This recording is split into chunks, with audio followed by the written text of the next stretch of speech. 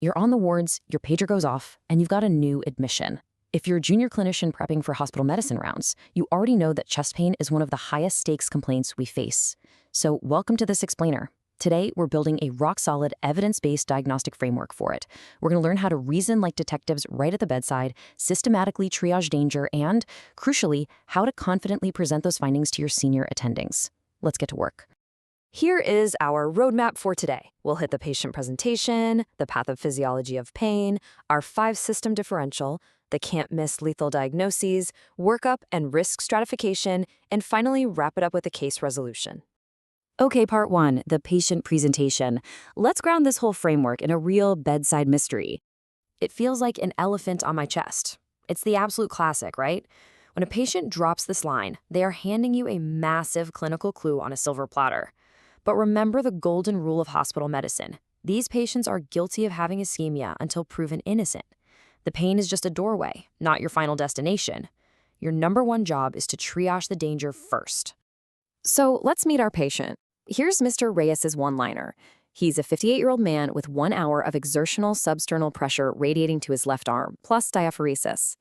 And look at those stacked risk factors: hypertension, hyperlipidemia, and a 30-pack-year smoking history. This is where you have to apply Bayes' theorem in real time. Every single risk factor and physical finding dynamically updates our pre-test probability. The evidence tells us diaphoresis gives us a positive likelihood ratio of about 1.4 for acute coronary syndrome. The fact that it's exertional, that pushes the ratio up to 1.8. With every clue, you should literally feel that probability shifting from baseline to high alert. Moving on to part 2, pathophysiology of pain. Understanding the physical wiring actually explains the confusing signs we see.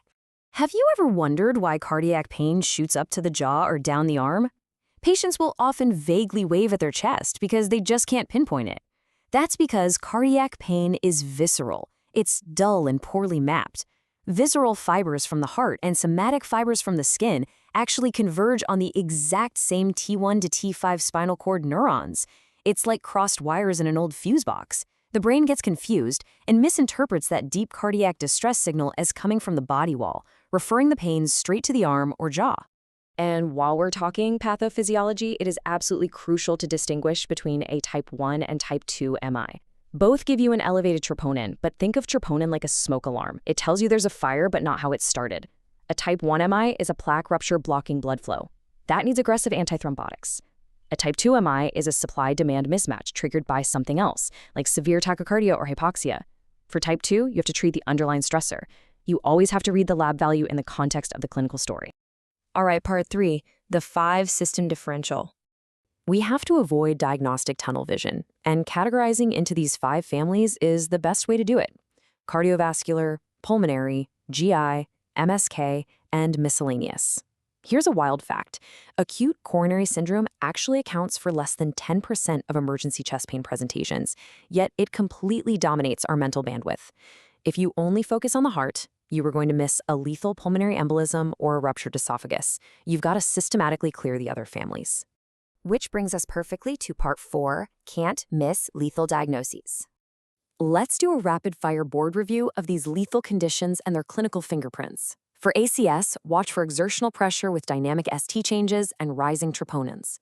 Aortic dissection, that's your tearing pain radiating to the back with unequal blood pressures, which mandates a CT angiogram. For a pulmonary embolism, you'll see pleuritic pain, hypoxia, and a fast heart rate. CTPA is the gold standard there. And pericarditis, the pain famously gets better when they lean forward, and you'll see diffuse ST elevation with PR depression on the ECG. Okay, lean in for this one, because these are the exact pitfalls where junior clinicians get trapped. First, your diabetic, female, and older patients will very often lack those classic elephant on the chest symptoms. An atypical presentation absolutely does not mean low risk.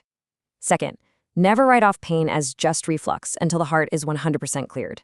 And here's a massive one.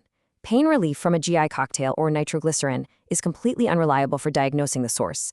It can relieve both GI spasms and cardiac ischemia. Also, a single normal ECG doesn't rule out ischemia. And even if you push on their chest and recreate the pain, it doesn't mean they don't also have a coexisting heart condition. Don't fall for false reassurance. Part 5, workup and risk stratification. So how do we put this into action? We use a disciplined 4-step bedside algorithm. Step 1. A focused history and an exam targeting vitals, hunting for unequal blood pressures or murmurs. Step 2. Get that 12-lead ECG. Step 3. Draw high-sensitivity serial troponins to watch the kinetics. We want to see the rise and fall. And Step 4. Targeted advanced imaging based on your highest suspicion, like a chest X-ray or a CT. See that number? 10. That is 10 minutes. That's your absolute non-negotiable target for door to ECG time. The ECG is the fastest tool we have to detect ischemia and change the entire management pathway. If the first one is normal but the patient's story has you sweating, repeat it. Once we have our data, we synthesize it using the heart score. This is how you objectively risk stratify your patient before calling your attending. It scores history, ECG, age, risk factors, and troponin. The disposition pathways are starkly different. A low score, 0 to 3, makes them a great candidate for early discharge. But a high score of 7 to 10, that means a high risk of a major cardiac event in the next 30 days. That requires an urgent invasive strategy. Finally, Part 6, Case Resolution and Takeaways. Let's bring all of this back to Mr. Reyes. We have a classic presentation and stacked risk factors. But how do you concisely package this for your senior attending? We all know that presenting on rounds, especially after a brutal night float, can be incredibly intimidating.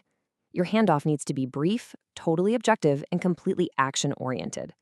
So let's role-play this handoff. Take a breath, look them in the eye, and say, Mr. Reyes is a 58-year-old man presenting with typical ischemic pain.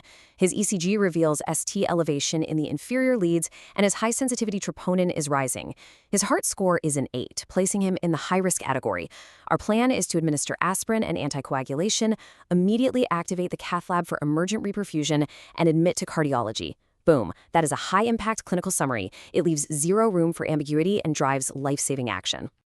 I'll leave you with this final thought to take with you on the wards. Chest pain is a doorway, not a destination.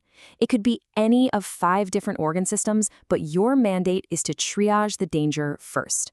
So, the next time your pager goes off at 2 a.m., will you maintain the absolute discipline required to clear the lethal mimics every single time?